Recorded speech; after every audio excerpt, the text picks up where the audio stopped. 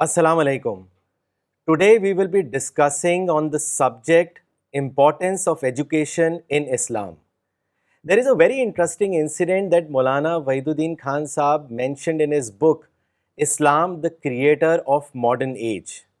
It was about his visit to Lucknow in 1965. During that visit, Maulana Sahab met a highly intellectual person who was an atheist to the extent that he did not even like discussing about religion. So during a conversation with Maulana Sahab, that person said that Maulana Sahab, what difference would it have made to the world history if Islam never existed? Maulana Sahab immediately remarked that the same shortcomings that were there before the advent of Islam. So people are unaware about the contribution of Islam, particularly in the field of education. Notable historian Henry Perrin once said that Islam changed the face of the globe. The traditional order of history was overthrown.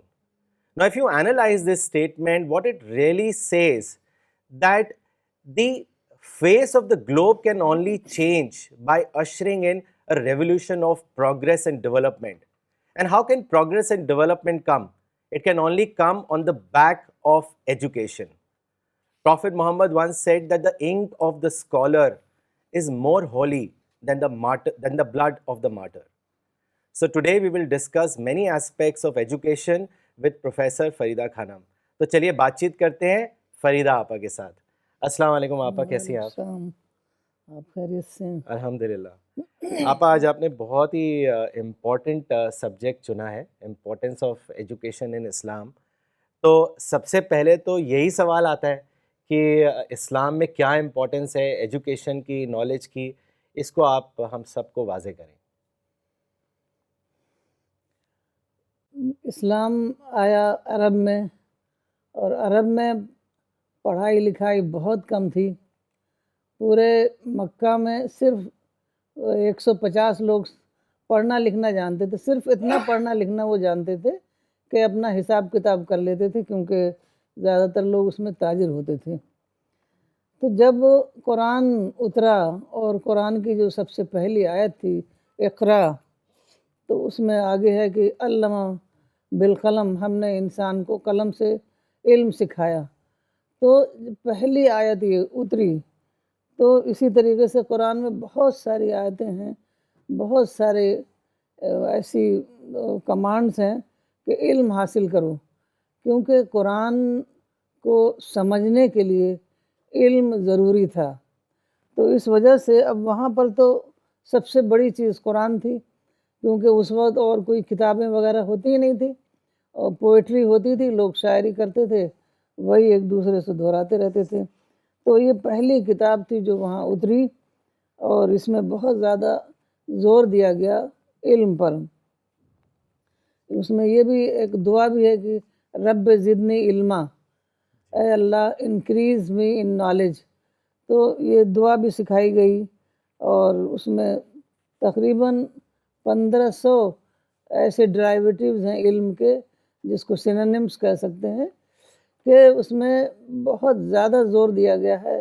تدبر، تفکر، تعقل، لب، اس طرح کے بہت سارے الفاظ ہیں کہ علم حاصل کرو. علم کے ذریعے سے خدا کی کائنات میں جو ساری سائنس ہیں اس کو سمجھو، خدا کی مخلوقات پر غور کرو، اور اس طریقے سے خدا کی معرفت حاصل کرو.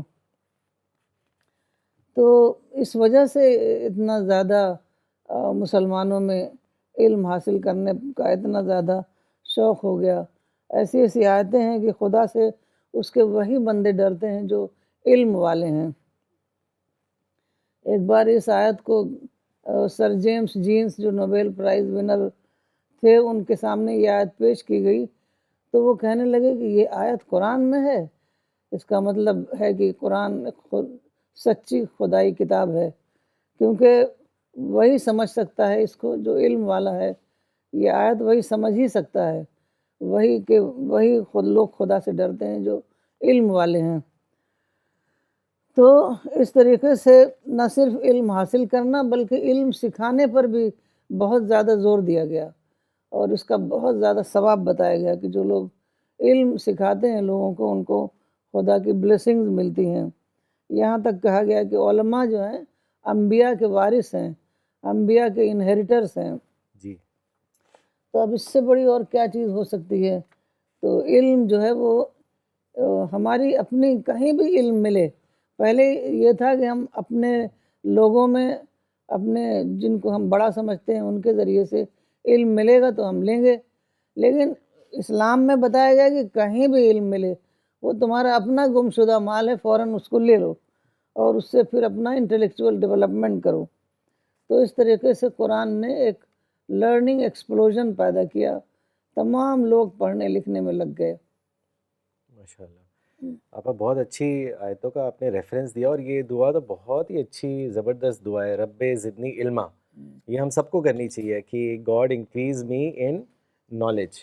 آپ قرآن میں ہی چیپٹر 14 میں پروفٹ کو ایڈریس کرتے ہوئے یہ کہا گیا ہے کہ we have revealed to you this book so that by the will of their Lord you may lead men from darkness to light. اور آپا یہ بات تو بالکل ظاہر ہے کہ بنا ایجوکیشن کے تو اندھکار ہی اندھکار ہے، and we all know from the history کہ کس طرح prophet used to emphasize on education. تو آپا ہم چاہیں گے کہ کچھ آپ بتائیں کہ ان کے پیریڈ میں کس طریقے سے ایجوکیشن پہ ایمفسس کیا گیا، اس کے بارے میں بتائیں۔ رسول اللہ صلی اللہ علیہ وسلم خود امی تھے، ان لٹرڈ تھے۔ تو جب حضرت جبرائیل علیہ السلام آئے غار حرا میں اور قرآن کی آیتیں پڑھی تو آپ نے یہی کہا کہ میں پڑھا ہوا نہیں ہوں۔ تو 3 بار جب انہوں نے کہا کہ اس کو پڑھو تو آپ نہیں پڑھ پائے، تو حضرت جبرائیل نے آپ کو امبریس کیا، اس کے بعد پھر آپ پڑھنے لگے۔ تو سب سے پہلا کام آپ یہ کرتے تھے کہ جو کچھ بھی حضرت جبرائیل لے کر آتے تھے اس کو آپ یاد کر لیتے تھے۔ تو آپ کی میموری بھی بہت اچھی تھی، اس کو آپ یاد کر لیتے تھے، اور اس کے بعد آپ اپنے کمپینینس کو اس کو لکھواتے تھے۔ اسی لیے قرآن ایک پرزرو ڈیوائن بک ہے کہ سب سے پہلے آپ خود یاد کرتے تھے، اس کے بعد اپنے کمپینینس سے اس کو رائٹنگ میں ریکارڈ کروا لیتے تھے، اور اس کے بعد پھر کمپینینس اس کو یاد کرتے تھے۔ تو اب چونکہ بہت زیادہ وہاں پر کاتب نہیں تھے، مکہ میں تو تھے اتنے بھی 150 لوگ پڑھے لکھے، لیکن مدینے میں اتنے لوگ بھی نہیں تھے۔ تو اس لیے آپ نے بہت خاص اس پر اہتمام کیا کہ یہاں کے لوگ پڑھ لکھ لیں، اور بہت زیادہ اس پر آپ نے دھیان دیا۔ جب آپ نے مسجد نبوی بنائی تو اصحاب صفہ کے لیے، مطلب مدینے میں بہت سے ایسے لوگ تھے جو کہ سیٹ ہو گئے تھے، لیکن بہت سارے غریب لوگ تھے، کمزور لوگ تھے، وہ ابھی ان کو کوئی جگہ نہیں ملی تھی سیٹل ہونے کی۔ تو ان کے لیے رسول اللہ صلی اللہ علیہ وسلم نے مسجد میں ایک چبوترا بنا دیا۔ تو اس چبوترے پر وہ لوگ بیٹھتے تھے، وہیں رہتے ہی تھے وہ، اور پھر وہ قرآن یاد کرتے، قرآن کی کتابت کرتے جن کو پڑھنا لکھنا آتا تھا، اور باقی حدیث کو یاد کرتے اور حدیث کو لکھتے۔ تو باقاعدہ مسلسل یہ لوگ تعلیم میں مشغول رہتے تھے، وہ لوگ خود بھی پڑھتے اور دوسروں کو پڑھاتے۔ تو اس طریقے سے مدینے میں رسول اللہ صلی اللہ علیہ وسلم نے بہت زیادہ اہتمام کیا کہ لوگوں کو پڑھنا لکھنا آ جائے، اور اسی طریقے سے قرآن محفوظ ہوگا اور حدیثیں محفوظ ہوں گی۔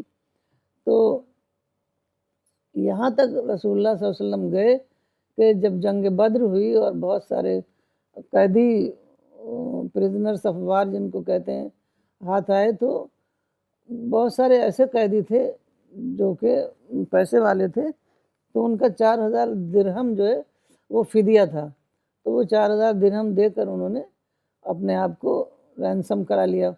لیکن بہت سارے ایسے لوگ تھے جن کے پاس پیسہ نہیں تھا، تو ان کے لیے رسول اللہ صلی اللہ علیہ وسلم نے کہا کہ مدینے کے 10 بچوں کو پڑھنا لکھنا سکھا دیں۔ تو یہ بہت ہی رسک لینا تھا، کیونکہ وہ لوگ نہ صرف دشمن تھے بلکہ ایگریشن کی حد تک تھے، جنگیں کر رہے تھے۔ انہوں نے رسول اللہ صلی اللہ علیہ وسلم اور آپ کے اصحاب کو مکہ سے نکال دیا تھا، اتنے بڑے مخالف تھے، اس کے باوجود آپ نے ان سے مدینے کے بچوں کو پڑھوایا. تو علم کی بہت زیادہ اہمیت ہے. جیسا کہ ہم جانتے ہیں رسول اللہ صلی اللہ علیہ وسلم نے اس کا اتنا زیادہ اہتمام کیا. اچھا صرف مردوں کے لیے نہیں بلکہ عورتوں کے لیے بھی آپ نے اسی طرح انتظام کیا. عورتیں آتی تھیں آپ کے پاس مسجد میں, نماز آپ کے ساتھ پڑھتی تھیں, آپ کے سرمنس اٹینڈ کرتی تھیں, جو بھی ان کے کویشچنس ہوتے تھے اس کے لیے وہ آپ کے پاس آتی تھیں اور آپ ان کے جواب دیتے تھے. آپ کبھی نہیں کہتے تھے کہ تم خود کیوں آئی ہو, اپنے شوہروں کو بھیج دو. ایسا نہیں کبھی آپ نے کہا, آپ خود ان کے سوال کے جواب دیتے تھے. اور پھر تیسرا جو آپ نے اہتمام کیا وہ ہے کہ جن لوگوں کو قرآن آتا تھا, کیونکہ اس زمانے میں دیکھیے مذہبی تعلیم ہی کا رواج تھا. تو ایسا نہیں ہے کہ اسلام جو ہے سیکولر تعلیم کے بارے میں کو ڈسکریج کرتا ہے, ایسا نہیں ہے, بلکہ اس زمانے میں مذہبی تعلیم کا رواج تھا. تو اس لیے آپ وہی کر رہے تھے. تو قرآن کو پڑھانے کے لیے لوگوں کو جگہ جگہ بستیوں میں آپ ان لوگوں کو بھیجتے جن لوگوں کو قرآن یاد تھا. تو وہ لوگ جاتے اور لوگوں کو قرآن پڑھاتے. تو قرآن پڑھانے کا مطلب آج کل کی تلاوت نہیں تھی, بلکہ وہ پورا سمجھ کر پڑھنا. اب ان لوگوں کی تو زبانی عربی تھی, تو لیکن اب پھر بھی اس کو سمجھنے کے لیے بہت ساری چیزوں کو جاننا پڑتا ہے.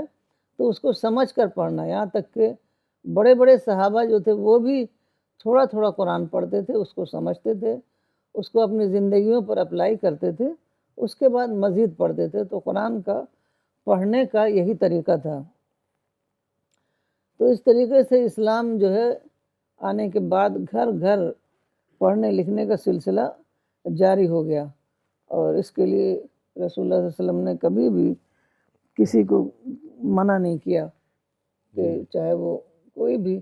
اب اسلام میں چونکہ ایکوالٹی بھی تھی, تو اس کی وجہ سے کیا ہوا کہ تمام لوگ آتے تھے آپ کے پاس.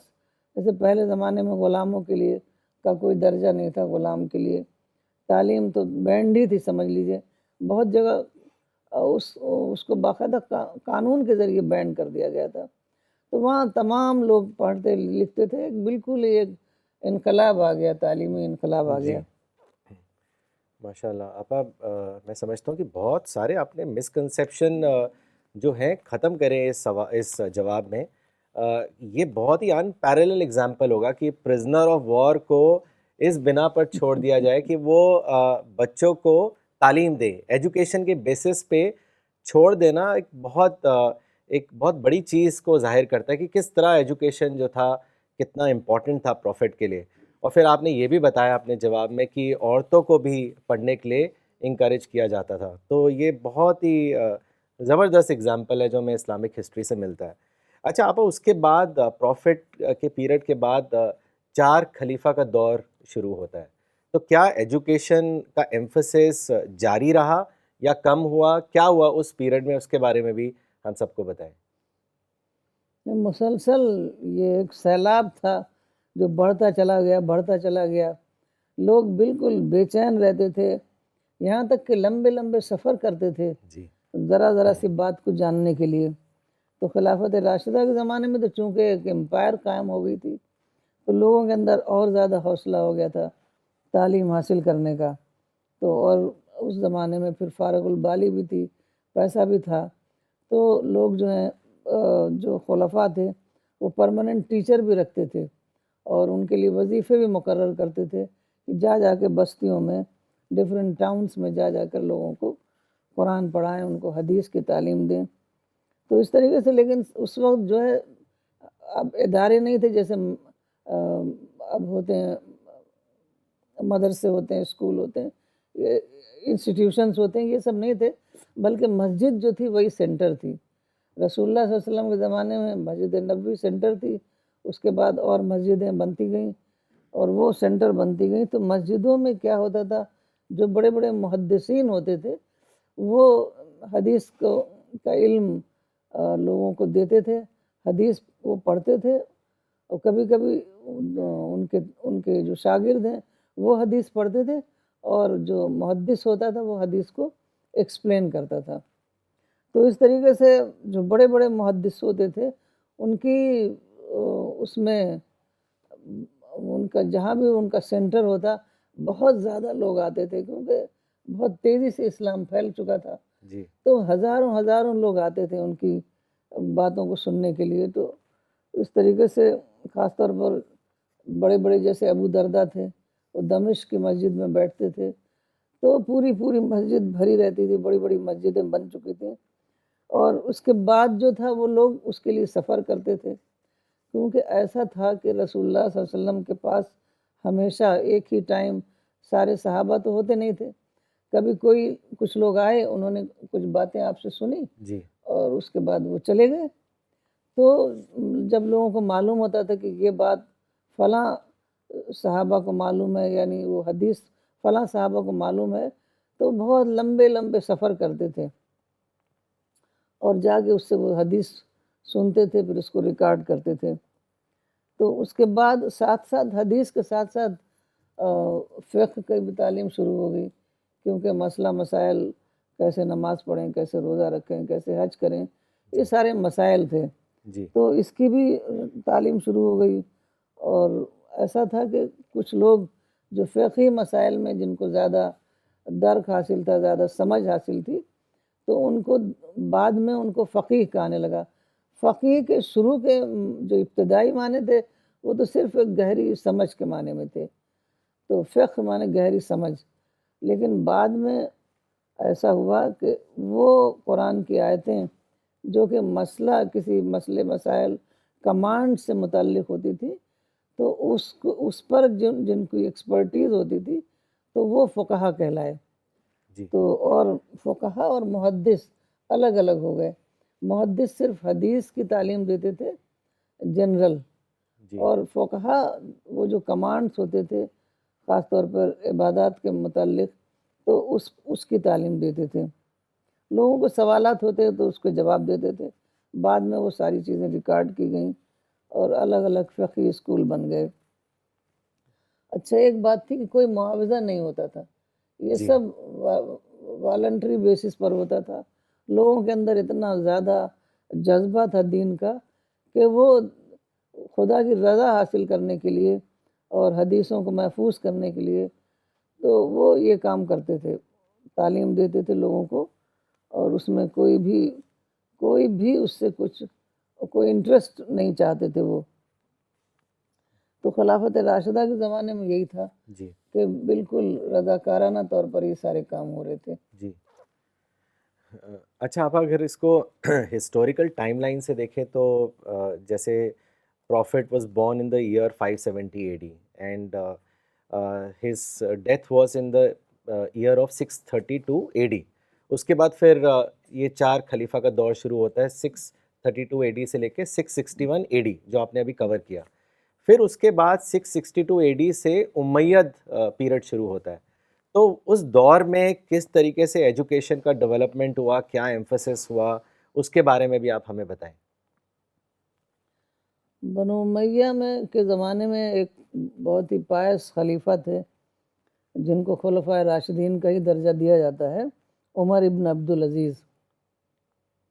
تو انہوں نے خاص توجہ کی کہ تمام جو حدیثیں ہیں، ابھی ایسا تھا کہ حدیثیں جو ہیں وہ مختلف صحابہ کے پاس تھیں، کوئی یکجا نہیں ہوئی تھیں، ایک کتاب کی شکل میں نہیں آئی تھیں۔ تو ان کو یہ احساس ہوا کہ کہیں حدیثیں ضائع نہ ہو جائیں، کیونکہ صحابہ کی عمر ہو رہی تھی، سب زیادہ تر لوگ جو ہیں اپنی آخری عمر کو پہنچ رہے تھے۔ تو ان کو یہ احساس ہوا، انہوں نے باقاعدہ آفیشلی، مطلب ابھی تک جو کچھ ہو رہا تھا وہ لوگ انڈیویجولی کام کر رہے تھے، اب انہوں نے ایک امپائر بن گیا تھا، وہ ایک سادہ زندگی گزار رہے تھے، لیکن ایک تقریباً ایک امپرر کی شکل تھی ان کی، ایک بہت ہی پاورفل رولر تھے۔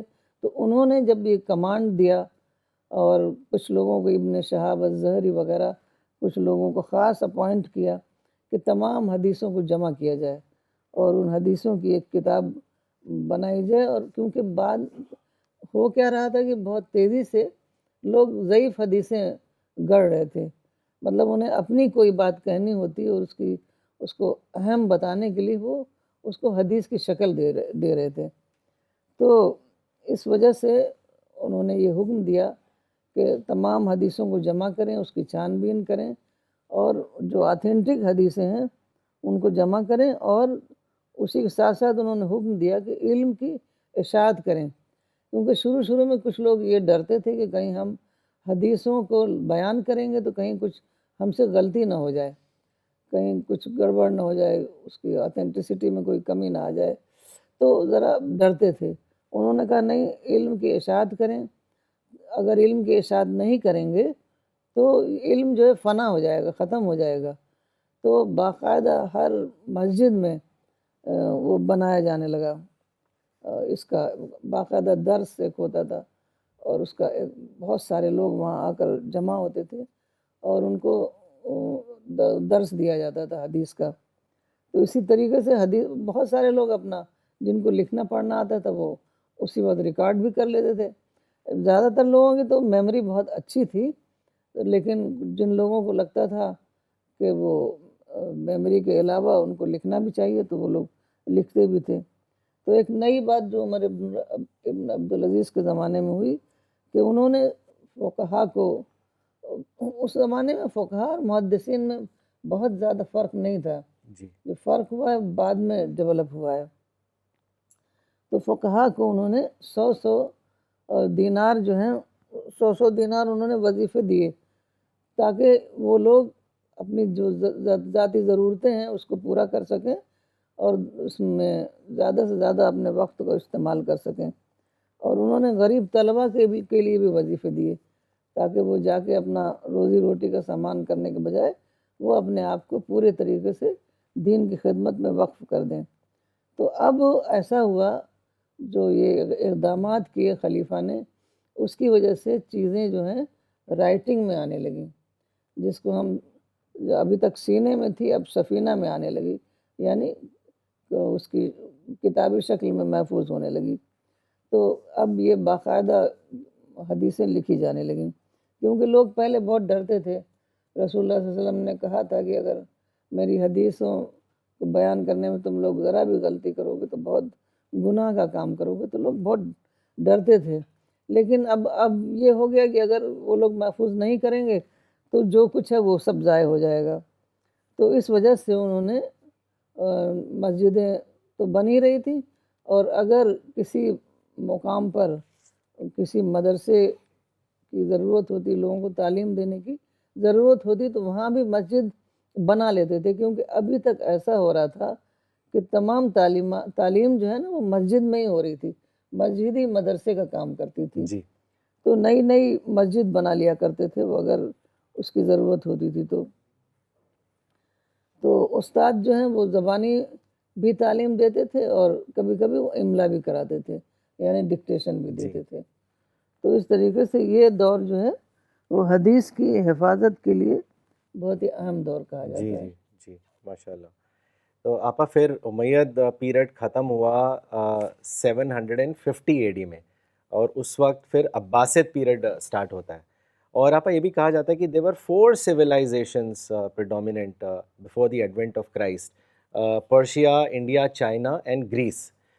لیکن آفٹر دی ایڈونٹ آف اسلام، پھر جب یہ عباسد پیریڈ بھی آتا ہے تو المنصور سٹی آف بغداد بناتے ہیں ان 762 AD، اور وہیں اسی پیریڈ کے بعد پھر 832 AD میں المامون جو ہیں وہ بیت الحکمہ کو اسٹیبلش کرتے ہیں۔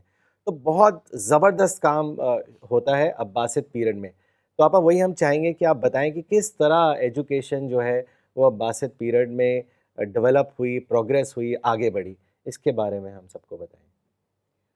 یہ جو آپ نے بیت الحکمہ والی بات کہی ہے نا، جی یہ بہت ہی بڑا قدم تھا علم کو آگے بڑھانے میں، کیونکہ عربوں کو اتنا زیادہ شوق ہو گیا تھا تعلیم کے کام کو لینا اور اس کو آگے بڑھانے کا، علم سے اتنی زیادہ ان کو دلچسپی ہو گئی تھی کہ انہوں نے یہ کیا کہ تمام دنیا کی کتابیں جمع کر کے اس کا ترجمہ کیا جائے، کیونکہ سب سے پہلا قدم یہی تھا، کیونکہ بہت ساری کتابیں تھیں، خاص طور پر یونان میں، گریس میں بہت سارے بڑے بڑے اسکالرس پیدا ہوئے تھے، تو ان سب کی کتابوں کو انہوں نے جمع کیا۔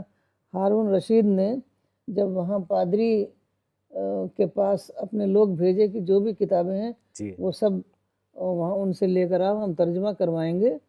تو وہ زمانہ تھا فکری آزادی، علمی آزادی کا زمانہ نہیں تھا۔ تو پادریوں نے کیا کیا تھا کہ ان کتابوں کو تمام لاک اینڈ کی میں بند کر دیا تھا کہ جو بھی ان کتابوں کو پڑھے گا وہ بددین ہو جائے گا۔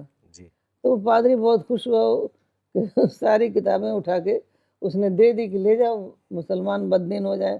تو وہ تو یہی چاہتے تھے کیونکہ اسلام بہت تیزی سے پھیل رہا تھا۔ تو ان لوگوں کو ساری کتابیں، رومن امپائر جو 1000 سالہ پرانی امپائر تھی اور بہت کتابیں تھیں وہاں پر، تو وہ ساری کتابیں وہ لے آئے۔ پھر اس کے بعد دوسرے ملکوں سے ایران کی کتابیں، اور خاص طور پر میں ذکر کروں گی انڈیا سے سب کتابیں گئیں۔ اس میں ایک کتاب میں جو زیرو کا کانسیپٹ تھا جی اس کو ہم بعد میں بتائیں گے۔ جی تو وہ ساری کتابیں وہاں ترجمے ہوئے۔ تو یہ پہلا جو قدم تھا علم کے میدان میں کہ تمام کتابوں کے ترجمے ہو گئے وہاں پر۔ اور چونکہ یہ بیت الحکمت جو بنایا تھا وہ بادشاہ نے اپنی سپرویژن میں بنایا تھا، اپنے محل کے اندر بنایا تھا، تو بہت بڑا ادارہ تھا اس وقت۔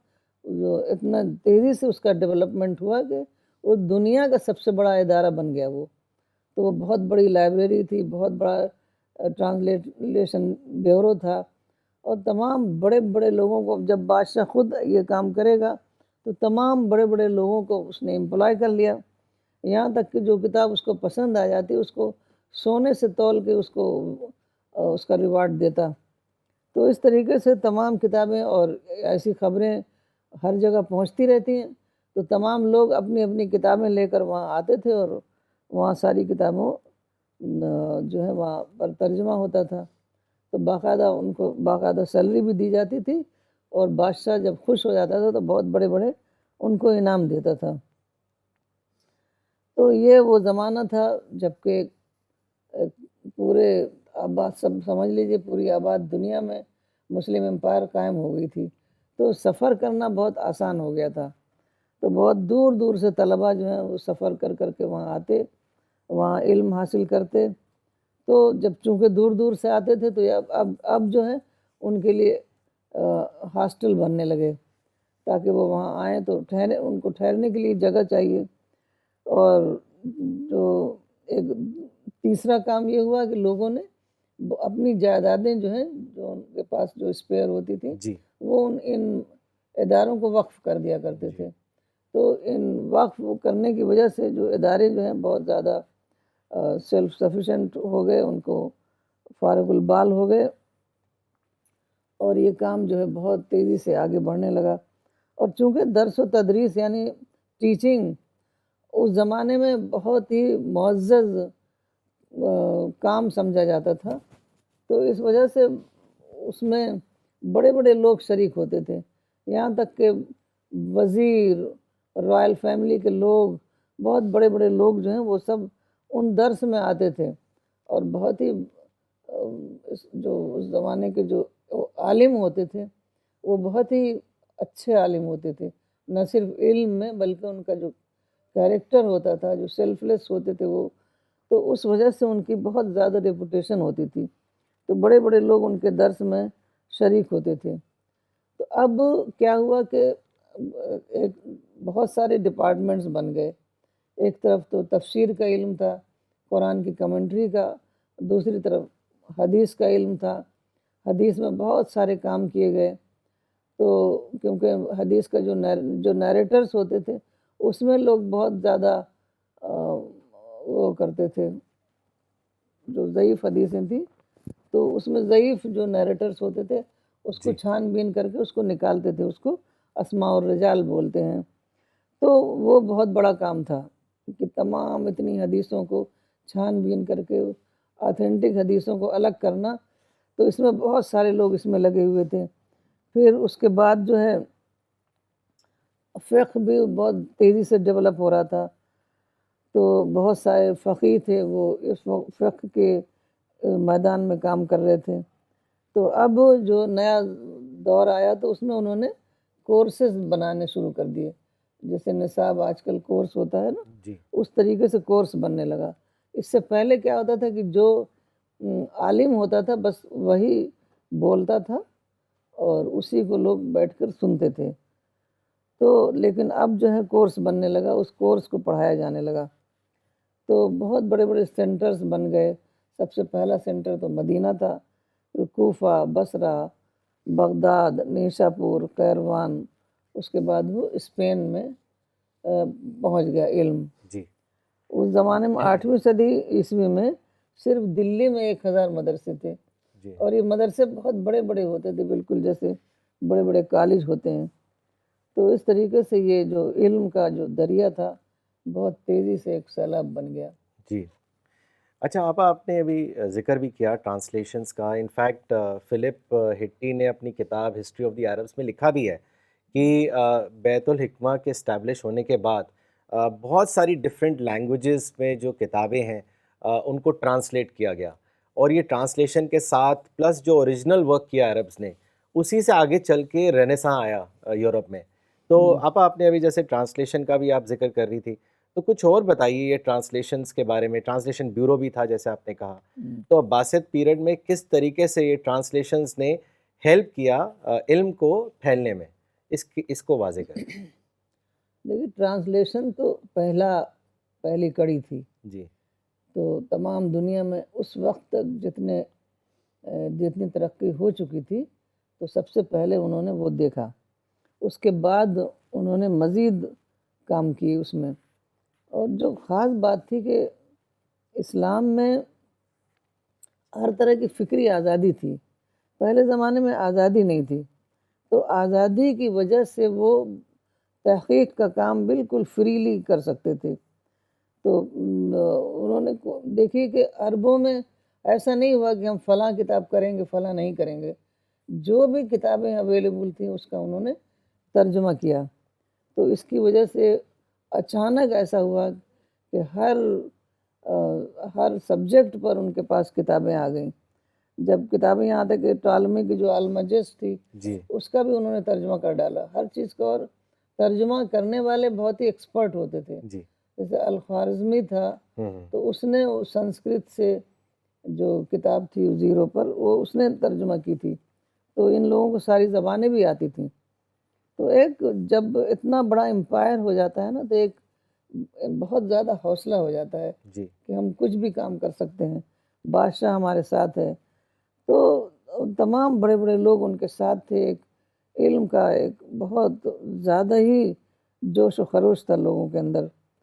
تو اس طریقے سے انہوں نے ساری کتابیں جو ہیں ترجمہ، سب سے پہلے تو یہی ہوا کہ ساری کتابیں جو ہیں وہ ترجمہ کرا لیا انہوں نے. پھر اس کے بعد جو کتابیں ہوئیں، خاص طور پر جو لاجک پر کتابیں تھیں، جو فلاسفی پر کتابیں تھیں، تو اتنا زیادہ مامون، تو اس میں اتنا زیادہ غرق تھا کہ وہ خواب میں بھی اس نے دیکھا کہ ارسطو سے وہ باتیں کر رہا ہے. تو اس نے جو ہے باقاعدہ ڈسکشنز، اس کے پیلس میں بڑے بڑے لوگ آتے تھے اور ڈسکشن کرتے تھے، ڈیبیٹ کرتے تھے. تو اس طریقے سے جس طریقے سے بالکل آج ڈیبیٹس اور ڈسکشنز ہوتے ہیں، ڈائلاگ ہوتے ہیں، اس طریقے سے وہاں پر ہوتا تھا. تو وہاں پر بالکل ہی باعث نہیں تھا، بالکل ہی کوئی ڈسکریمنیشن نہیں تھا.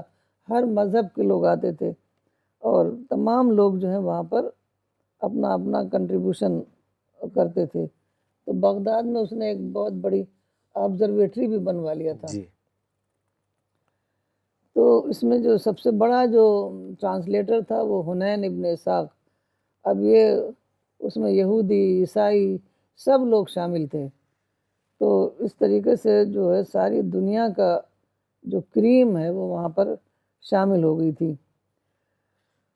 سارے جو بڑے بڑے دماغ، بالکل آج جیسے بڑے بڑے دماغ سب امریکہ پہنچ جاتے ہیں نا، تو ویسے ہی سارے بڑے بڑے دماغ بغداد پہنچ گئے تھے. کیونکہ وہاں ان کو انکریج کیا جاتا تھا، وہاں ان کو پورا صلہ ملتا تھا، ان کی پورا اپریسیشن ہوتا تھا. تو بہت لیکن جو ہے پولیٹیکل انسٹیبلٹی کی وجہ سے یہ جو ہے کام وہاں بغداد میں 13ویں صدی میں رک گیا. کیونکہ جب منگولوں نے جب حملہ کیا تو انہوں نے پورا شہر کا شہر تباہ کر دیا. یہاں تک کہ بغداد میں کہا جاتا ہے کہ تقریباً 1,00,000 2,00,000 لوگوں کو مار ڈالا اور سارے مسجد مدرسے سب گرا دیے. تو یہ اسی میں کہتے ہیں کہ بیت الحکمہ بھی ختم ہو گیا. لیکن یہ ہے کہ اب وہ تو ایک سیلاب تھا، دوسرے لوگوں نے ان کتابوں کو اپنے اپنے یہاں نقل کیا، اپنے اپنے یہاں اس کو رائج کیا. اور ایک اور دارالحکمہ قائم جی ہو گیا تھا قاہرہ میں. تو دارالحکمہ بھی اسی طریقے سے بہت بڑا ادارہ تھا، اور انہوں نے زیادہ تر کتابوں کو انہوں نے اپنے یہاں محفوظ کر لیا تھا. جی آپ کا کچھ کامنٹس پڑھنا چاہوں گا جو آئے ہیں اگلا سوال لینے سے پہلے. بشیر احمد بابو صاحب نے جموں سے لکھا ہے، nice information about Islam and Islamic humanity towards the world. Salute to these activities that you are undertaking. Syed Haseeb Shah Naqvi صاحب نے لاہور سے لکھا ہے، excellent conversation, you are explaining the importance of education in historical terms. Rohit Kumar رضوان صاحب نے لکھا ہے، مولانا جی سے ملنا میری خواہش تھی بٹ ہو نہیں پایا. مولانا صاحب ایک بہت ہی الگ انسان تھے. ڈاکٹر اسلم صاحب نے بھی ایک ورس کا ریفرنس دیتے ہوئے کہا ہے کہ only education reveal these facts. Quran likes best education of micro science. Doctor Farida Khanum your subject is most important. Reshma Pervez نے کوچی سے بہت اپریشیٹ کیا ہے آپ کے ٹاک کو. آپ اب اگلا سوال لینا چاہوں گا. اسلامک ہسٹری میں اگر دیکھا جائے آپ تو وومن کا بہت بڑا کنٹریبیوشن رہا ہے ایجوکیشن کی فیلڈ میں. تو میں چاہوں گا کہ کچھ آپ وہ بھی ایگزامپلس دیں، کچھ بتائیں کہ کس طرح وومن کا کنٹریبیوشن رہا اسلام میں. اس کے بارے میں بتائیں. ویمن ویسے بھی عرب میں ویمن کافی آزاد تھیں. اب حضرت خدیجہ کو دیکھیے کہ انہوں نے خود میرج پروپوزل بھیجا رسول اللہ صلی اللہ علیہ وسلم کو، خود انہوں نے بات کی اور خود بزنس کرتی تھیں، آزاد تھیں. اور رسول اللہ صلی اللہ علیہ وسلم نے کبھی ان لوگوں کو ڈسکریج نہیں کیا. جو بھی کام وہ کرنا چاہتی تھیں وہ مسجد میں آتی تھیں، سرمن سنتی تھیں اور گھروں میں باقاعدہ بچوں کو پڑھاتی تھیں. تو آپ نے کبھی بھی منع نہیں کیا کسی کام کے لیے. تو عورتوں کو بس یہ تھا کہ عورتوں کے لیے باہر جانے کا کچھ ماحول نہیں تھا، وہ زمانہ ایسا نہیں تھا کہ عورتیں باہر جا کے کام کریں. تو عورتوں نے گھروں میں اپنا اپنا سینٹر بنا لیا تھا. تو گھروں میں خاص طور پر پرائمری ایجوکیشن عورتیں ہی دیتی تھیں بچوں کو، کیونکہ جو بڑے ادارے ہوتے تھے وہ ہر جگہ ہوتے نہیں تھے. تو بچے پرائمری ایجوکیشن گھروں میں حاصل کر کے اس میں قرآن ہوتا تھا. اس میں اب جیسے جن لوگوں کو عربی نہیں آتی تھی تو وہ لوگ عربی پڑھتے تھے، یسرن القرآن سے شروع کرتے ہیں لوگ. اور اس طریقے سے جو ایلیمنٹری بکس ہوتی تھی وہ پڑھتے تھے. تو وہ ابتدائی تعلیم وہ حاصل کر لیتے تھے، اس کے بعد وہ جاتے تھے دور پڑھنے کے لیے، کیونکہ اس زمانے میں وہ ساری فیسلٹیز تو ہوتی نہیں تھیں. تو رسول اللہ صلی اللہ علیہ وسلم نے خاص طور پر حضرت عائشہ کو اس کے لیے ٹرین کیا تھا، کیونکہ حضرت عائشہ کی جو تھی ایک تو بہت زیادہ انٹیلیجنٹ تھی اور ان کی میموری بہت پاورفل میموری تھی، ان کی بہت ہی اخاذ ان کا ذہن تھا. تو وہ ساری چیزوں کو سمجھتی تھی گہرائی سے. کتنی چیزیں ایسی ہیں جو انہوں نے اسپرٹ کو لے کر کے سمجھا، یہ نہیں کہ صرف حدیثیں یاد کر لیں بلکہ اس کی اسپرٹ بھی سمجھتی تھیں. اب مثال کے طور پر لوگ سمجھتے تھے کہ مسلمان جو ہیں وہ صرف جمعے کے دن نہاتے ہیں. تو اب وہاں پر عرب میں اتنا پانی نہیں ہوتا تھا، لوگ دور دور سے نماز پڑھنے کے لیے آتے تھے مسجد نبوی میں. تو رسول اللہ صلی اللہ علیہ وسلم نے خاص طور پر تاکیداً کہا کہ جب تم لوگ آؤ، دور دور سے آتے تھے پسینے میں شرابور، تو جب تم لوگ آؤ تو نہا لیا کرو. یہ مطلب نہیں تھا کہ روزانہ نہیں نہانا ہے، بلکہ خاص طور پر نہا لیا کرو، کیونکہ دور سے آتے ہو. اب قریب قریب سب لوگ بیٹھتے ہیں پسینے میں شرابور، گرمی وہاں اتنی زیادہ ہوتی تھی. تو انہوں نے اس طریقے کی بہت ساری باتیں بتائیں کہ اس کا ریزن کیا ہوتا تھا. تو پھر حضرت عائشہ کی وجہ سے تمام عورتوں کو فائدہ ہوا، بلکہ جو مرد لوگ بھی کتنے آتے تھے، بہت ساری ان کو جو باتیں کلیئر نہیں ہوتی تھیں تو وہ آپ کے پاس آتے اور کہتے ہیں کہ آپ کے پاس ان کو علم ملتا تھا. تو اس طریقے سے گھر گھر میں عورتیں تعلیم دیتی تھیں بچوں کو، یہاں تک کہ ابھی آج تک چھوٹی جگہوں پر آج بھی عورتیں گھروں میں تعلیم دے رہی ہیں، بلکہ ہم نے بھی گھر میں قرآن پڑھا ہے، جی کیونکہ یہی ہوتا ہی تھا۔ تو اب جا کے اتنے زیادہ مدرسے اور اسکول ہو گئے ہیں، پہلے گھروں میں ہی تعلیم ہوا کرتی تھی۔ تو عورتوں نے اور بھی بڑے بڑے کام کیے ہیں، ابھی جامعہ سے ایک نجم السحر ہیں، انہوں نے تفسیر پر پی ایچ ڈی کیا ہے، تو انہوں نے عورتوں کے کنٹریبیوشن پر ہی پوری پی ایچ ڈی کیا ہے۔ تو وہ بہت سارے کام عورتوں نے کیے ہیں، اس پر ریسرچ کرنے کی ضرورت ہے۔ تو میں صرف ایک نام لوں گی کہ موراکو میں ایک بہت مشہور اسکالر تھے الفہری، تو ان کی 2 بہنیں تھیں، فاطمہ اور مریم۔ تو ان دونوں بہنوں نے جو وہاں کی یونیورسٹی ہے، اندلس یونیورسٹی اور قیروان یونیورسٹی شہر فاس میں ہے، تو یہ ان 2 بہنوں نے یہ یونیورسٹیاں بنائی تھیں، وہ فاؤنڈر ہیں اس یونیورسٹی کی۔ یہ 245 ایج میں، تو اس سے آپ سمجھ سکتے ہیں کہ عورتوں کو کتنا زیادہ عورتیں پڑھی لکھی تھیں۔ اور خاص بات ایک یاد کراؤں گی آپ کو کہ جب منگولوں نے جب حملہ کیا تو تمام مردوں کو انہوں نے مار ڈالا، کیونکہ مردوں کو وہ خطرہ سمجھتے تھے، اور عورتوں کو انہوں نے چھوڑ دیا۔ اب یہ تمام عورتیں جو عباسد پوری امپائر تھی، تو یہ سب پڑھی لکھی عورتیں ہوتی تھیں، گھروں میں پڑھتی تھیں لیکن سب پڑھتی تھیں۔ تو پڑھی لکھی عورتوں کو یہ منگولز جو ہیں، باربیرک منگولز، تاتارس، سب اپنے گھروں میں اٹھا لے گئے، کچھ کو مسٹریس بنا لیا، کچھ کو سلیو بنا لیا، کچھ سے شادی کر لی، تو اس طریقے سے عورتوں کو وہ لے گئے اپنے گھروں میں۔ اب یہ چونکہ عورتیں پڑھی لکھی تھیں، تو یہ گھروں میں بچوں کو بہت ہی سائلنٹلی اور بہت ہی انڈائریکٹلی وہ تعلیم بچوں کو دیتی رہتی تھیں۔ تو دھیرے دھیرے دھیرے دھیرے بچوں کو اتنا زیادہ سمجھ میں آیا اسلام کہ وہ کھل کر تو کچھ کر نہیں سکتی تھی، لیکن بعد میں ایک بہت لمبا قصہ ہے، اس کو میں نے ایک بار بتایا بھی ہے۔ تو بعد میں ایک ایسا موقع آیا کہ خود بادشاہ کنورٹ ہو گیا، تو اس کے بعد تمام لوگ ایک ہی دن میں کہتے ہیں 20,000 لوگ اسلام لے آئے، اور یہ صرف انہیں عورتوں کی وجہ سے ہوا تھا، کیونکہ عورتوں نے گھروں میں بچوں کو اس طریقے سے تربیت دی تھی۔ تو یہ عورتیں تمام کی تمام پڑھی لکھی عورتیں تھیں۔ یہ جب انگریزوں کا زمانہ آیا نا، تو لوگ جو ہیں ان کو اپنا دشمن سمجھنے لگے، اور ان سے جنگ میں حصہ لینے لگے، جہاد کرنے لگے، تو ان کے اداروں میں جانا جو ہے اس کو سمجھتے تھے کہ ان سے کوآپریشن کرنا ہے۔ تو اس طریقے سے بیچ میں یہ کٹ آف ہو گیا، ورنہ عورتیں بھی اسی طریقے سے پڑھتی لکھتی تھیں جیسے مرد پڑھتے لکھتے تھے۔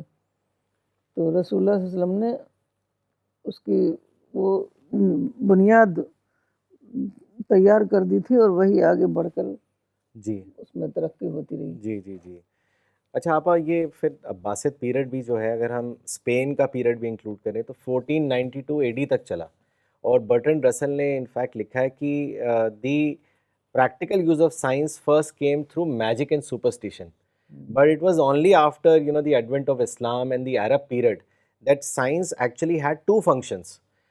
First being enable us to know more, to know about things, and secondly being to do things. تو یہ جو پیریڈ تھا آپا جس میں سائنس میتھس یہ ڈیولپ ہوا، میں چاہوں گا کہ اس کے بارے میں بھی آپ ہم سب کو بتائیں کہ کس طرح یہ ڈیولپمنٹ ہوا۔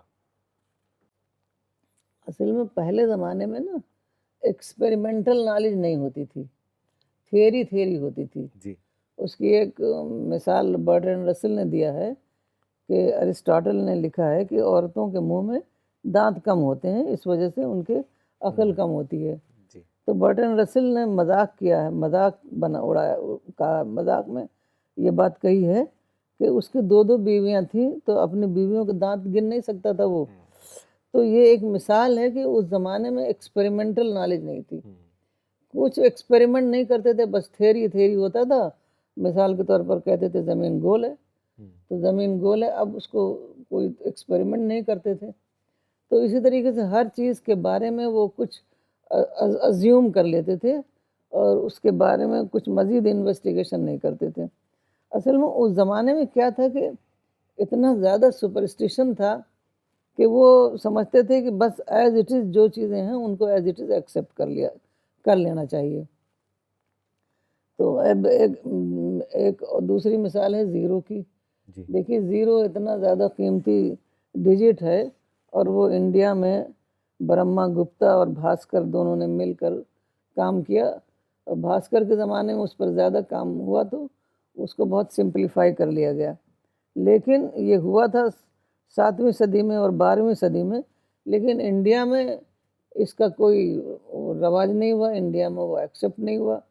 وہ صرف اس لیے کہ ہر چیز کو جب سپرسٹیشنس ہوتے ہیں نا تو ہر چیز کو سمجھتے ہیں کہ کوئی نئی چیز ایکسیپٹ کر لیں گے تو کوئی بہت بڑی مصیبت آ جائے گی. تو جو پہلے جو چل رہا تھا، جو سہاسرا اور آیوٹا اور لکشا اور کوٹی، 100 اور 1000 اور لاکھ اور 10 لاکھ کے لیے، ایسے آپ رومن نیومرل دیکھ لیجیے. جی اب 10 کو کہیں گے 10 اور 2 بار 10 کو 20.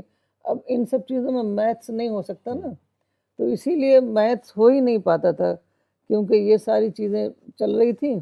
اور زیرو جو ہے ایجاد ہونے کے باوجود لوگوں نے ایکسیپٹ اس کو نہیں کیا تھا، کیونکہ جو ایک مینٹل بلاک تھا سپرسٹیشن والا، تو کوئی بھی نئی چیز کو ایکسیپٹ نہیں ہونے دیتا تھا وہ. تو جب یہ ان لوگوں نے سنا کہ وہاں منصور نے اور وہ بیت الحکمت وغیرہ قائم ہوئی ہے، تو ان لوگوں نے سنا تو یہ لوگ اپنی کتاب لیلاوتی لے کر کے وہاں گئے منصور کے پاس، اور وہاں پر اس کتاب کا ترجمہ ہوا. تو ترجمہ الخوارزمی نے ترجمہ کیا. تو الخوارزمی کو ایک پورا ایسے لکھنا پڑا زیرو کی وکالت کرنے کے لیے کہ بہت ہی امپورٹنٹ ایک ڈیجٹ ہے، اس کو استعمال کر کے ہم بہت بڑے بڑے کام کر سکتے ہیں. پھر زیرو جو ہے وہ قبول ہوا، لوگوں نے اس کو ایکسیپٹ کیا. اسی لیے عرب تو اس کو ہندی نیومرل کہتے ہیں، اور چونکہ یورپ میں عربوں کے ذریعے سے گیا تھا تو وہ عربک نیومرلس اس کو کہتے ہیں، زیرو والے جو فگرز ہیں اس کو. تو اسی طریقے سے تجربہ نہ ہونے کی وجہ سے کیا ہے، دیکھیے چیچک ہر جگہ اسمال پاکس کو سمجھتے تھے کہ یہ جو ہے اس کا علاج نہیں ہے، یہ تو کچھ گاڈس ہیں وہ غصہ ہو جاتے ہیں، گاڈس اور گاڈسز، تو ان کی وجہ سے یہ بیماری ہوتی ہے، اس کا علاج نہیں ہوتا. تو اس کا علاج جو ہے وہ الرازی بہت بڑا فزیشین تھا. تو اس نے سوچا کہ اس پر تجربہ کیا جائے، کیونکہ پہلے تجربہ ہوتے ہی نہیں تھا. جی تو تجربہ کیا تو ان کو لگا کہ یہ تو کوئی انفیکشن ہے. تو اس نے پھر ایک اپنی کتاب لکھی الجدری والحسبہ. تو اس میں اس نے سب بتایا اور پوری تفصیل بتائی اس کی. تو وہ کتاب جب بعد میں یہ ساری کتابیں جو ترجمہ ہو رہی تھیں، یہ ساری کتابیں لیٹن میں اس کو لیٹن میں ترجمہ کیا جا رہا تھا، جی کیونکہ اسپین میں سب یورپ والے اسپین آتے تھے، وہاں کے اداروں میں وہ پڑھتے تھے اور وہاں کی کتابیں لے جاتے تھے. اس میں ایک خاص نام جیراڈ کا تھا جو ساری کتابوں کا ترجمہ کرتا تھا. تو ان لوگوں نے اس کے ترجمے کیے، تب ان کو یہ پتہ چلا. پھر اس میں ایک ایڈورڈ جنر تھا جس نے اس کا اسمال پاکس کا ٹیکہ ایجاد کیا. تو یہ علم جو ہے دیکھیے ایک دن میں نہیں ہو جاتا، علم کی ترقی کے لیے وہ نسل در نسل کام کرنا پڑتا ہے. تو چونکہ نسل در نسل ہو نہیں پاتا تھا، فکری آزادی نہیں تھی، لوگ ایکسیپٹ نہیں کرتے تھے. کتنے انڈیویجولس لوگ کام کرتے تھے، گریس میں بھی انڈیویجولس نے بڑے بڑے کام کیے، لیکن باہر کا جو ماحول تھا، وہ باہر کا ماحول جو ہے نا وہ فیوریبل نہیں تھا. جی تو اس وجہ سے کام آگے نہیں بڑھ پاتا تھا. تو اب اسلام نے جو ایک فکری آزادی دی تو اس کی وجہ سے کام جو ہے بہت تیزی سے آگے بڑھا، ان کو ایک موافق فضا ملی کام کرنے کی. جی آپ کچھ کامنٹس پڑھنا چاہوں گا. یہ شاہد محمود صاحب نے کراچی سے لکھا ہے، what a logical and historical information on education system. Doctor Safina Tabassum نے سہارنپور سے لکھا ہے، I think Islam needs to be rediscovered by present Muslims today. جزاک اللہ فار دس ڈسکشن. اچھا آپا، ایک سوال ذہن میں آتا ہے کہ اگر ہم دیکھیں کہ پچھلے 100 سال میں دنیا نے کتنی ترقی کری ہے، مطلب انڈسٹریلائزیشن سے لے کے اگر آج دیکھیں تو ایک پورا ڈیجیٹل ریولوشن آ چکا ہے، اور انسان نے جو ہے وہی نیچر ہے جو پہلے بھی تھا ابھی بھی ہے، اسی نیچر میں وہ پراپرٹیز کو ڈسکور کر کے یہ نئے نئے ایجاد کیے ہیں. تو آپا ایسا کیوں ہوا؟ اگر ہم رومن پیریڈ کو دیکھیں which rule for almost 1000 years، why could science not flourish at that time؟ وہی نیچر تب بھی تھا، وہی نیچر اب بھی ہے، تو ایسا کیا ہو گیا کہ 100 سال میں، پچھلے 100 سال میں تو اتنی ترقی ہو گئی، اور وہاں 1000 سال جب Roman empire with all its glory and power it ruled, کچھ بھی نہیں ہوا؟ تو اس کے بارے میں بھی اب ہم سب کو بتائیں.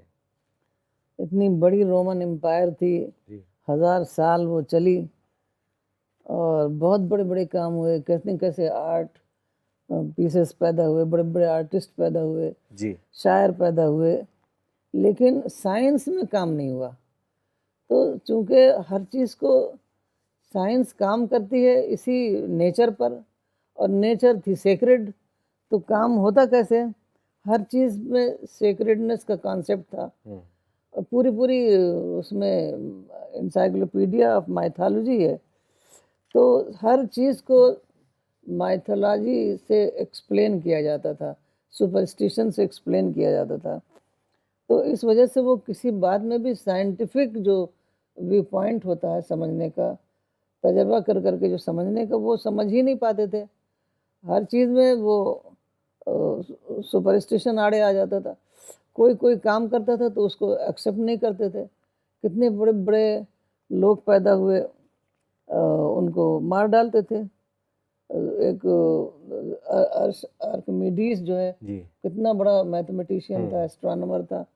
وہ اس نے ایک واٹر اسکرو بنایا تھا، چرخی.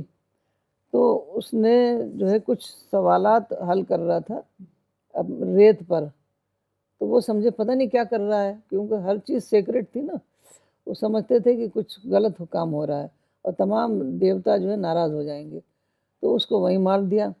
تو ایسے کتنے اس کو ساکریٹیز کو زہر کا پیالہ دے کے مار دیا. تو جتنے بڑے بڑے لوگ تھے ان کو تو وہ لوگ مار دیتے تھے، تو کام کیسے آگے بڑھتا؟ تو بالکل ہی انٹلیکچوئل فریڈم نہیں تھی، فریڈم آف تھاٹ نہیں تھا، اور ریلیجس فریڈم نہیں تھی. جہاں دیکھتے تھے ان کو ریلیجن کے خلاف کوئی کام ہوتا ہوا تو وہ اس کو بالکل بڑے بڑے لوگوں کو انہوں نے یا تو جلا وطن کر دیتے، یا قید گھر میں کر دیتے، یا پھانسی کی سزا دے دیتے. چرچ نے بہت زیادہ لوگوں کو پھانسی کی سزائیں دی ہیں، کیونکہ انہوں نے کچھ ازمپشنس کر رکھے تھے. مثال کے طور پر وہ یہ کہتے تھے کہ حضرت عیسیٰ علیہ السلام جو ہیں، وہ انہوں نے پوری کائنات کے لیے انہوں نے نجات کے لیے کا ذریعہ بنے ہیں، نہ صرف انسانوں کے لیے، پوری کائنات کے لیے. تو اتنی بڑی جو ہستی ہے، تو وہ چھوٹے سے سیارے میں کیسے پیدا ہو سکتی ہے؟ تو سیارہ سیٹلائٹ کیسے ہو سکتا ہے؟ ارتھ جو ہے وہ سیٹلائٹ کیسے ہو سکتا ہے؟ تو انہوں نے یہ بنا لیا کہ ارتھ جو ہے، سورج جو ہے ارتھ کے چاروں طرف گھوم رہا ہے. جی وہ سمجھتے تھے کہ ارتھ سیٹلائٹ کیسے ہو سکتا ہے؟ یہاں تو جیزس کرائسٹ پیدا ہوئے. تو اس طریقے کی باتیں تھیں. جب ان کو دکھائی دیتا تھا کہ کوئی بھی ریسرچ، سائنٹیفک ریسرچ اس کے خلاف جاری ہے، تو وہ جیسے ہیلیو سینٹرک تھیوری اس کے خلاف جاری تھی نا، تو وہ اس کے خلاف ہو جاتے تھے. انہوں نے ہزاروں لاکھوں لوگوں کو، سائنسدانوں کو انہوں نے مارا، سزائیں دیں. تو اس وجہ سے ان لوگوں کے ہاں سائنس میں ترقی نہیں ہو رہی تھی. سائنس میں ترقی تو جب ہوئی جب ان لوگوں نے مذہبی جو جبر ہے وہ ختم ہوا. ہر چیز پر پابندی لگا دیتے تھے. کتابیں جیسے وہ بتایا تھا میں نے کہ وہ کتابیں ساری لاک اینڈ کی میں بند تھیں. جب آدمی پڑھے لکھے گا نہیں تو اس کا دماغ کیسے کھلے گا کیسے؟ تو کتابوں پر ساری پابندی لگی ہوئی تھی. لوگوں کو جو ہے جلا وطن کر دیا کرتے تھے. تو صرف وہی باتیں جو ٹریڈیشنل باتیں ہوتی تھیں، اور بس اسی پر لوگوں کا جو ہے رہنے دیتے تھے، باقی کوئی نئی بات کرتا تھا تو اس کے خلاف ہو جاتے تھے۔ اسکائلس کا انہوں نے قتل کر دیا۔ ایک پوپ تھا سلویسٹر، تو وہ گیا تھا اسپین، وہاں سے وہ بہت کچھ سیکھ کر آیا تھا، تو وہاں سے ایک وہ ایسٹرولیب بھی لے کر آیا تھا، اور وہ جو عربوں کا علم تھا وہ سارے وہی سب علم تھے جو سائنس والے، تو وہ اپنے یہاں پڑھانے لگا، تو اس کو لوگوں نے کہا کہ یہ جادو سکھا رہا ہے لوگوں کو، جی اور اس کو مار ڈالا۔ پریشان اتنا زیادہ کیا کہ وہ بہت جلدی مر گیا۔ تو اس طریقے سے بالکل ہی آزادی فکر نہیں تھی۔ اور دیکھیے سائنسی ترقی کے لیے، فکری تحقیق کے لیے، علمی تحقیق کے لیے مذہبی آزادی بالکل ضروری ہے۔ تو مذہبی آزادی نہ ہونے کی وجہ سے وہ کوئی کام بھی نہیں ہو پا رہا تھا، حالانکہ نیچر وہی تھی۔ ٹوائنبی نے یہ سوال اٹھایا ہے کہ وہی نیچر تھی، آخر کیوں نہیں ترقیاں ہو رہی تھیں؟ تو ٹوائنبی نے کہا ہے کہ توحید کی وجہ سے جو ہے وہ ترقی ہوئی، لیکن توحید تو تھی، کرسچینٹی میں بھی توحید تھی، لیکن توحید کو وہ ٹرینٹی میں بدل دیا گیا تھا نا، جی تو توحید کا اصل کانسیپٹ کرسچینٹی میں نہیں تھا۔ اب مثال کے طور پر بائبل میں کہا گیا کہ زمین کی عمر صرف چند ہزار سال ہے۔ جی اب اگر سائنسداں کہے گا کہ کروڑوں سال ہے، جیولوجسٹ کہے گا کروڑوں سال ہے، تو یہ لوگ اس سے ناراض ہو جائیں گے، کیونکہ وہ سمجھتے تھے کہ جو بائبل میں ہے وہی حرف آخر ہے، وہی سچائی ہے، تو اس کے خلاف ہم کیسے جا سکتے ہیں؟ تو یہ تو بہت زیادہ جب انویسٹیگیشنس ہو گئی ہیں، اور وہ بن گئی، گلیلیو نے جو اپنا ٹیلیسکوپ بنایا اور لوگوں نے اپنی آنکھوں سے دیکھا، تب جا کے یہ سب چیزیں جو ہیں وہ جی ختم ہوئیں۔ ماشاءاللہ، بہت اچھے سے واضح کیا آپ نے یہ۔ آپ اب آخری سوال کی طرف رخ کرتے ہیں، اور آپ نے ابھی آرنلڈ ٹوائنبی کا ذکر بھی کیا، تو انہی کے حوالے سے میں یہ آخری سوال پوچھوں گا۔ As we know that he was an English very well known English historian and philosopher, تو آپا انہوں نے اپنی کتاب پریچنگ آف اسلام میں ایک انسیڈنٹ کا ذکر کیا ہے۔ یہ اس وقت کا ہے جب المامون جو تھے خلیفہ تھے عباسد پیریڈ میں، تو ان کو پتہ چلا کہ یہ بات پھیل رہی ہے، جو لوگ اسلام کے خلاف ہیں، کہ اسلام جو ہے وہ پھیلا تلوار کے بل پر، پاور آف آرگیومنٹ کے بل پر نہیں۔ تو جب ان کو پتہ چلا، انہوں نے ایک بہت بڑی اسمبلی بلائی اور ڈفرینٹ فیتھس کے لوگوں کو بلایا، اور جو مسلم اسکالرس تھے پھر انہوں نے ایڈریس کرنا شروع کیا۔ اب ان کے بیچ میں جو ہے ایک کانورسیشن، ایک ڈائلاگ ہوا، اور بعد میں جو پیپل آف ادر فیتھس تھے they were convinced that Muslims satisfactorily proved their point. In fact ایک بہت ہی انٹرسٹنگ انسیڈنٹ ہے کہ ایک پرشیا سے ایک منیچین سیکٹ سے یازڈن باخت کر کے ایک بہت بڑے لیڈر آئے تھے، اور ان کا بڑا زبردست جو ہے آرگیومنٹ ہوا، لیکن مسلم اسکالرز نے اس طریقے سے ریزنڈ وے میں ان کے ساتھ آرگیومنٹ کیا دیٹ ہی واز اٹرلی سائلنسڈ۔ اور اس کے بعد پھر کہانی میں یہ بھی آتا ہے کہ المامون نے ان کو یہ بھی کہا کہ آپ اسلام کو فالو کریں، تو اس لیڈر نے المامون کو یہ خطاب کرتے ہوئے کہا کہ O commander of the faithful, your advice has been heard and your words have been listen to, but you are not one of those who will force men to abandon their religion. تو Al Mamun کو بالکل برا نہیں لگا، بلکہ انہوں نے کیا کیا کہ انہوں نے آرمڈ باڈی گارڈز پرووائڈ کرے اس کے لیے کہ وہ ان کو حفاظت سے چھوڑ کر آئیں۔ تو اس سے پتہ چلتا ہے کہ اسلام not only respects freedom of thought, but it also respects the upholder of diverse school of thought by different people.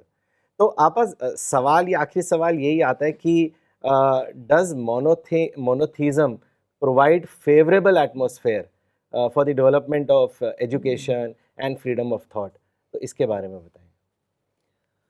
اصل میں ہر پیغمبر جو ہے وہ توحید ہی لے کر آیا، لیکن مسئلہ یہ تھا نا کہ توحید کا جو تعلیم تھی وہ لوگ بھول چکے تھے، اس میں اضافے کر لیے تھے، اس میں ڈیلیشن ہو گیا تھا، ایڈیشن ہو گیا تھا۔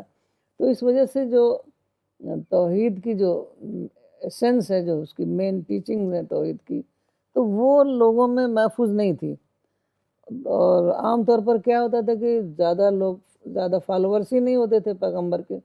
جب زیادہ فالوورس نہیں ہوتے تھے تو وہ خود بخود وہ ٹیچنگ کچھ دنوں میں بھول جایا کرتے تھے. اب کرسچینٹی میں جو فالوورس ہوئے وہ بہت بعد میں ہوئے. بعد میں انہوں نے بہت ساری چیزوں کا اضافہ کر لیا. بہت ساری چیزیں ہیں بائبل میں نہیں ہیں، چرچ والوں نے اضافہ کر لیے ہیں.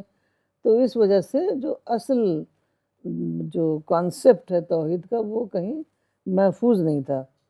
تو توحید جو ہے ہمیں یہ سکھاتا ہے کہ تمام دنیا، تمام کائنات جو اب سائنس نے بتایا کہ کسٹم میڈ یونیورس ہے، تو تمام کائنات جو ہے انسان کے لیے مسخر کر دی گئی ہے. یعنی صرف ایک خدا کی بڑائی اور باقی تمام چیزیں انسان کے لیے ہیں. تمام انسان، اس میں ایکوالٹی بھی ہے کہ تمام انسان برابر ہیں. پہلے زمانے میں انسان کی برابری نہیں تھی.